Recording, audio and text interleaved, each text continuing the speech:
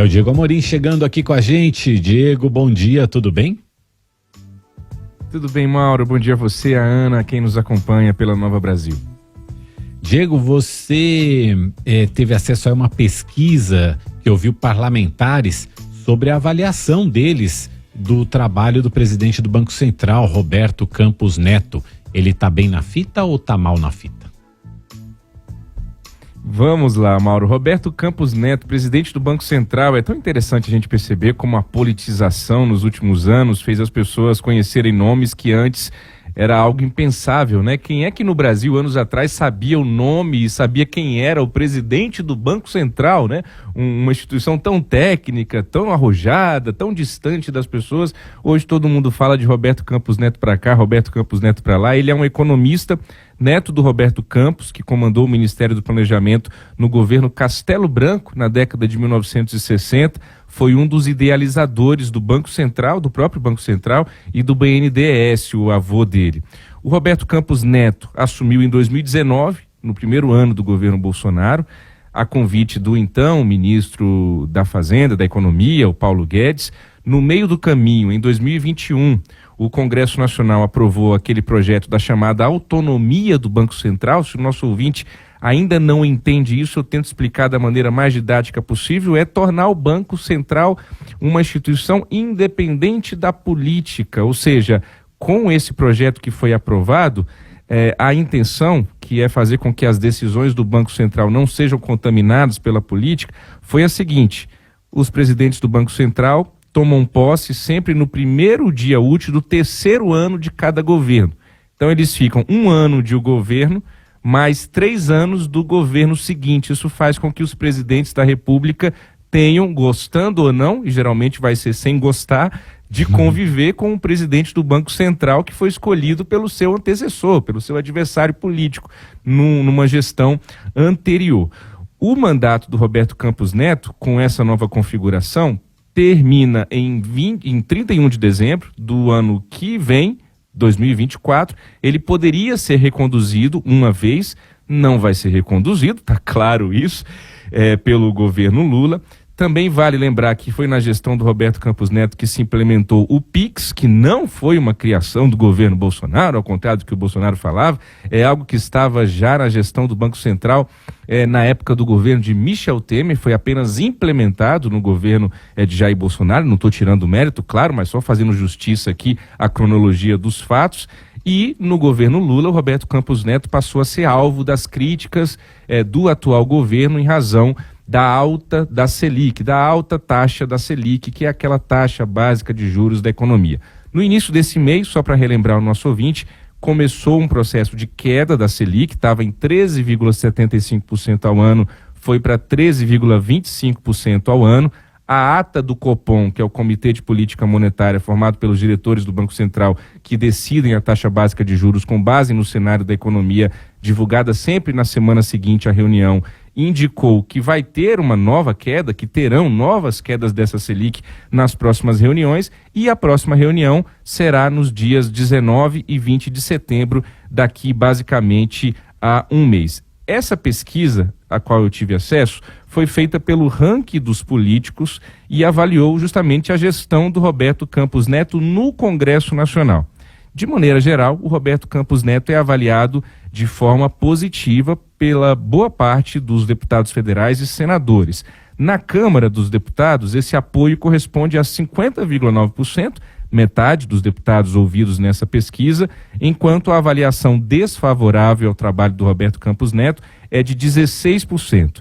Tem uma parcela significativa dos deputados, 30%, que considera a gestão do Roberto Campos Neto ok, uma gestão regular.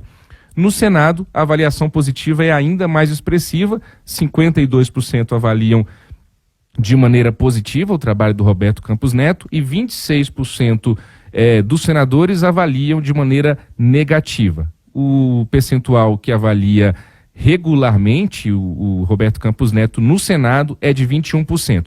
Por outro lado, essa pesquisa indica que a maior parte dos deputados e senadores sim concorda com o governo Lula de que a taxa Selic poderia ser menor do que ela é hoje, lembrando que essa queda já se iniciou na última reunião.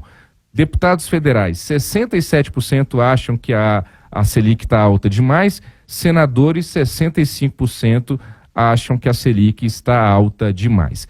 Meses atrás se falava de uma possibilidade de o governo Lula fazer alguma coisa para tentar tirar o Roberto Campos Neto da presidência do Banco Central, e a gente viu aquela briga pública entre o próprio presidente Lula e o presidente do Banco Central, com declarações públicas um contra o outro, mas é muito difícil na prática, não vou dizer impossível, porque nada é impossível na política, se tirar o Roberto Campos Neto do comando do Banco Central até dezembro do ano que vem. Eu ouvi 2 parlamentares, um de cada lado aqui, para o nosso ouvinte sempre formar a sua opinião sobre essa avaliação do Roberto Campos Neto. A gente começa pelo deputado federal Mendonça Filho, do União Brasil de Pernambuco. Aproveito para mandar um abraço para todos os ouvintes que nos acompanham pela Nova Brasil FM de Recife. Vamos ouvir o deputado Mendonça Filho. A missão da direção de um Banco Central é, sobretudo, preservar o valor da moeda, combatendo a inflação e seus efeitos negativos sobre a economia, como, por exemplo, a inflação, que corrói o poder de compra da sociedade, atinge principalmente os mais pobres, cujo remédio para tratar da inflação, muitas vezes exige juros elevados. Em termos práticos, redução do crescimento econômico, muitas vezes até recessão e desemprego. Então, inflação baixa combina com crescimento sustentável, geração de oportunidade de emprego e renda para toda a sociedade. Vejo que a missão até aqui cumprida pelo presidente Roberto Campos Neto e sua equipe tem sido de bastante sucesso, mesmo num ambiente conturbado de pós-pandemia que atingiu os países do mundo todo, elevando a inflação, gerando recessão e desempregos, conseguiu conduzir a economia para redução gradual da inflação, mesmo também contando com um governo do PT que foi na contramão em termos de política fiscal bastante expansionista. Então, minha avaliação geral sobre a condução do Roberto Campos é absolutamente positiva. Para concluir, também ouvi o senador Rogério Carvalho, do Partido dos Trabalhadores, do PT de Sergipe. Aproveito para mandar um abraço para os nossos ouvintes da Nova Brasil de Aracaju. Rogério Carvalho tem uma opinião um pouquinho divergente da do deputado Mendonça Filho. A gente também escuta agora esse áudio gravado pelo parlamentar exclusivamente para você, ouvinte da Nova Brasil. Ao longo desse período que ele preside o banco, mantive e mantém uma relação de muita cordialidade. Inclusive, aprovamos um projeto de lei que permite o Banco Central adotar a remuneração de depósitos voluntários para fazer a gestão monetária, o que significa retirar de circulação dinheiro em excesso para segurar a inflação e não gerar dívida pública.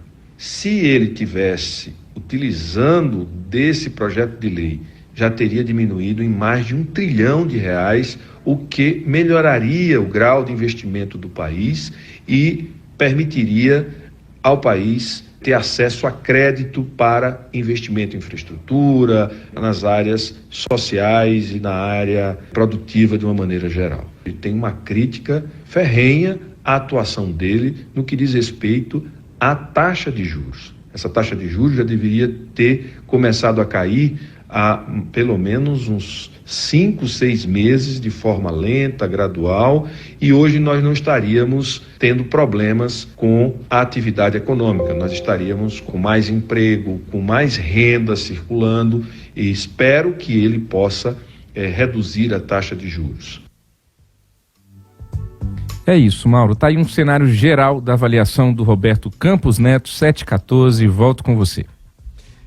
Bacana, bacana. Eu acho que a gente ainda vai precisar de um pouco mais de tempo para avaliar a atuação do Roberto Campos Neto, de tempo e de frieza, deixar esfriar um pouco esse debate, a polarização, para a gente avaliar o que foi positivo e o que não foi positivo na atuação dele, sendo que ele ainda tem mandato pela frente.